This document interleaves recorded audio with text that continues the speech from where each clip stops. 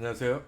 자, 이번 시간에는 그 논문 계제로에 대해서 좀 다뤄볼까 합니다. 그래서 타이틀을 어떻게 했냐면 논문 계제로를 직접비와 간접비로 중복 계상할 수 있느냐 이 부분인 거예요.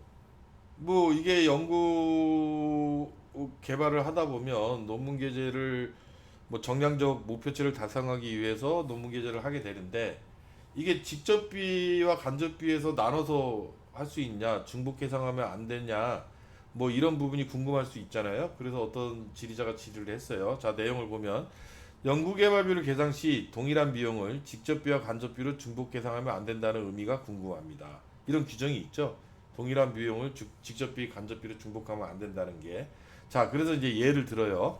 예를 들어서 논문 계조료를 직접비와 간접비 중 한쪽에만 계상해야 하는 건지, 직접비면 직접비, 간접비면 간접비, 아니면 특정 논문 계조료 예를 들어 100만 원을 직접비와 간접비로 나눠서 집행하지 말라는 건지, 뭐 50만 원, 50만 원 이렇게 직접비로 50만 원, 간접비로 50만 원 이렇게 나눠서 집행하지 말라는 것인지, 자, 아니면 특정 논문 A에 대한 계제료 100만 원은 직접비로 하고, 자, 다른 과제, 해당 과제에서 논문을 여러 개 낼 수 있어요.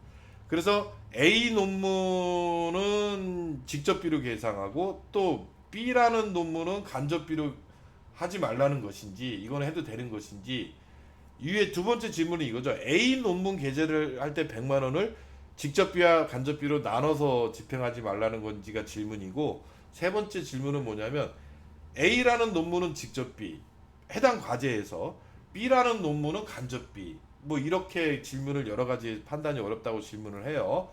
뭐 이거는 충분히 판단이 어려울 만해요. 예, 이 문구 자체가 좀 모호하다 보니까 명확하지 않다 보니까 질의의 가치가 있다라고 판단됩니다. 자, 그래서 아이리스에서는 어떻게 답변하는지 볼까요?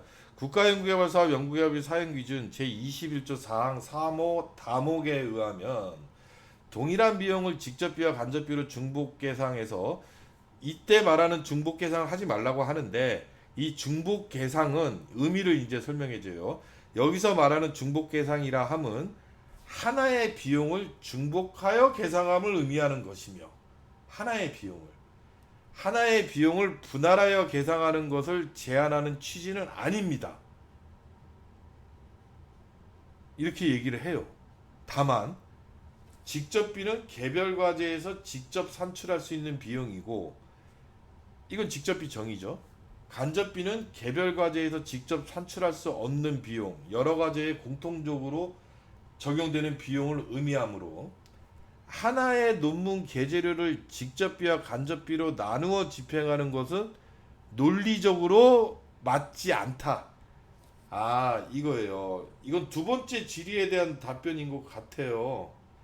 뭐 하나의 논문 계조료를 100만 원인데 이거를 뭐 50만 원은 직접비, 50만 원은 간접비로 집행하는 것은 이거를 분할해서 하지 말라라고 제한은 하지 않겠으나, 그러나 논리적으로 직접비 간접비 정의에 맞지가 않죠. 논문은 하나인데 50만 원어치만큼만 해당 과제와 직접적인 연관성이 있고 나머지 50만 원어치는 여러 가지에 공통적으로 적용하는 논문?